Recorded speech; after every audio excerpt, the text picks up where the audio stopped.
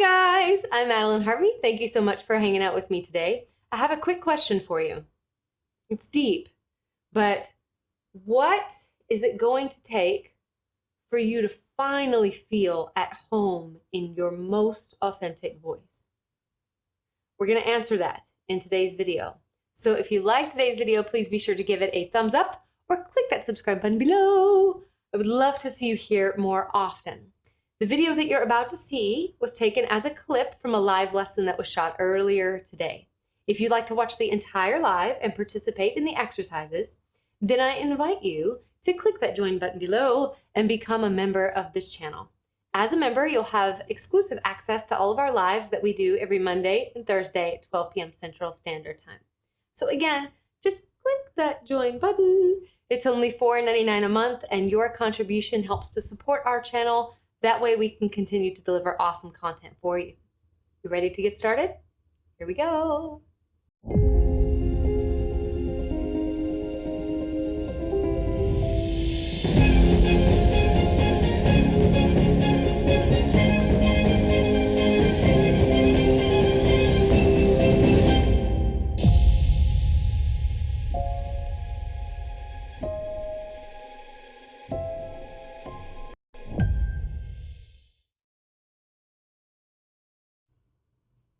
Hi, everyone. Oh, happy Monday. I hope you had a wonderful July 4th week and that you feel rested and ready to jump back in with vocal development. Thank you so much for being with me today.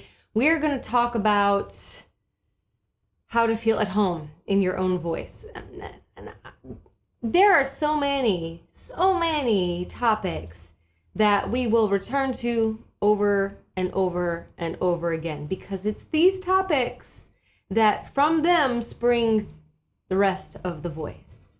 So we just want to kind of return to ourselves for a minute, because it is my objective for you to feel that you know who you are. Personally, vocally.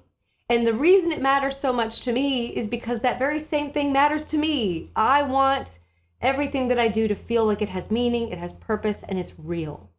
So I want to take just a quick second to ask you to imagine, what would your voice be like if it was everything you wanted it to be? Like, let's take 5 seconds to think about that for just a second. If my voice were everything I'd ever wanted it to be, what would that be like? How would I put myself out into the world? How would I conduct myself in the world? Would I feel more confident? Would I feel more powerful in the sense that I had authority over what I was saying? Would I feel more clear in what I was saying? This is so important because we get confused, we get lost, we get off track by chasing everybody else's voice. We spend so much time trying to be like other people that we miss the plot. We forget that, that we have a duty to sort of bring who we are, to kind of call that forth. So we're going to talk about that today. We're going to really get into this today, and we're going to answer the question, what is it going to take for us to be at home in our own voice? Like, what really is that? What's that gonna take? What is that all about? So I just want to say, I'm loving all these comments. I'm so happy to see you guys. So I'm sure we have some new, drats. This is old, but we do a new live stream every Monday and Thursday at 12 p.m. Central Standard Time. So if you're new, we hope that you'll be able to join us. So let's return back to the subject at hand. What's it gonna take for you to be more at home in your voice? Well, let me ask you some questions. Have you ever felt like you just didn't know your voice? You didn't know your voice? Maybe like your voice just felt very, like it had a mind of its own, like it wanted to do its own thing, and that was always contrary to what you wanted to do. Have you ever felt like you never really had a relationship with your voice? Or have you ever felt like never really confident in your voice, in your own voice. Maybe it's not in your temperament to sort of speak up, or quickly react or be loud. I've been with many students where it's just not in their temperament to be loud. They have a much softer, gentler temperament. And they have this thinking that if they want to be singers, they've got to be loud. So there's that disconnect there. Do you feel like your voice represents who you are? Think on that one for just a second. So, does my voice represent who I am? Jeanette says, like my voice belonged to itself and not me. Yeah, absolutely. Absolutely. I've gone through all of these things, and often. So this is why this is one of those topics that we'll just come back to it as a touchstone. So what do you think it's going to take for you to feel at home in your voice? What do we need to do to create that consistency that feels like home base in our voice? Well, one of the first things we've got to do is to take all the exterior influences away. Like, just take them away. Stop listening to other people for just a little bit. Stop listening to other people. Stop comparing yourself to other people. And stop listening with a critical ear. Now, usually I would really recommend listening with a critical ear, but we're talking about feeling at home in your voice. So it depends on where we're starting from. So if we have a tendency of being really critical and that's just our default, and I'm listening to my voice and I'm thinking, I want to change this, I want to change this, I want to change this, I want to change this, and then I get to work on those things, that would seem very productive, but it would also get me chasing those results rather than ever creating a space where I can be at home in my voice. So we take away those exterior influences because that's always a result, right? We're chasing the result or the effect, that we're chasing it so much that we lose connectivity with the cause. So the cause is how it feels. That's always, always, always, always the start place. So we've got to shift ourselves away from how it sounds, which is the effect, to how it feels, and that's the cause. Now, this is very, very, very difficult. How do we do that? Well, we can sometimes even take away the desire to even sort of like produce anything, like be productive. Like, again, it's that coming back to how do we know when we're being overly critical? Well, we know when we're being overly critical when we lose connectivity to that feeling of being at home in our voice. So if that's you, then just ditch being critical for just a minute and just come back to the feeling space of the voice. So if you've been with me for a while, you already know how important this is to me. And this is the come home, come back to the experience of the voice. So let's do this now. And, again, this is not a sound thing. This is a feeling thing. If you can, so if you're not like driving or anything, take a moment to just sort of be at peace, kind of acknowledge your own existence for just a minute.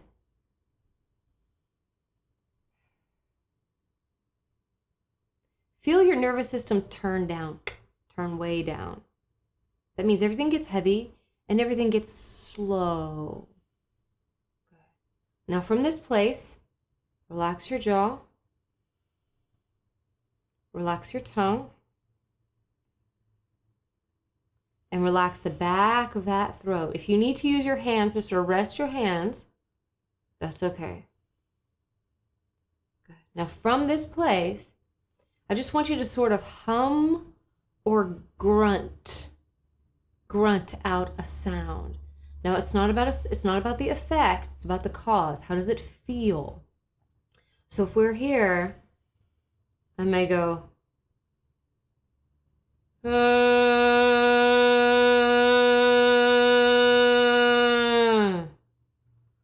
Now, what I'm aiming for is I'm aiming for the best, fullest experience that I can achieve in this given moment. Okay? Like experience, not sound. Okay? So let's try that. Let's try that together. You don't have to mimic the same pitch. I'll probably choose a different pitch. But just take a second to feel everything. Slow down, calm down, be still, be still. When you're ready.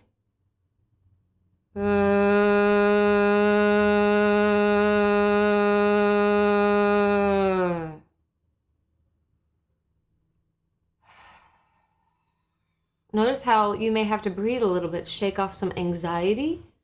Like, I know that I'm just standing in a room with myself and with Mabel. But I still have to keep returning to that. It's okay. It's all right. It's all right. Let's try it again.